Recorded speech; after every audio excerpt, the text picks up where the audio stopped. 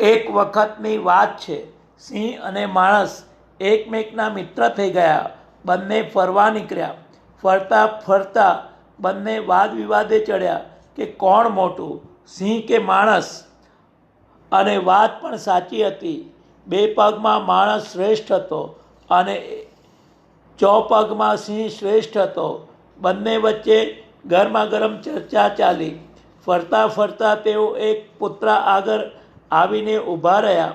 પુતળું જોઈને માણસ તો ગેલમાં આવી ગયો, કારણ કે પુતળામાં એક માણસ અને સિંહ વચ્ચેના યુદ્ધનો દેખાવ હતો અને અંતે એમાં માણસને સિંહ પર વિજય મેળવતો એના પર ચડી બેઠેલો દેખાડ્યો હતો.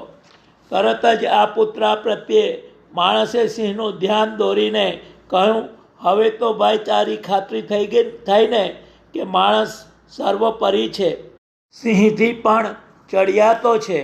હવે કંઈ વધુ દલીલની જરૂર છે ખરી? પરંતુ સિંહ બુદ્ધિનો તેજ હતો. એ બોલ્યો, આ પુતળું છેવટે ઘડ્યું કોણે? માણસે જ ને. વરને કોણ વખાણે? બોલો જો વરની માં જ. અને હા, એકવાર પ્રભુ અમને માણસની માફક ટાંકણું પકડવાની શક્તિ આપે તો અમે આનાથી સાવ ઊંધું સાબિત કરી બતાવીએ.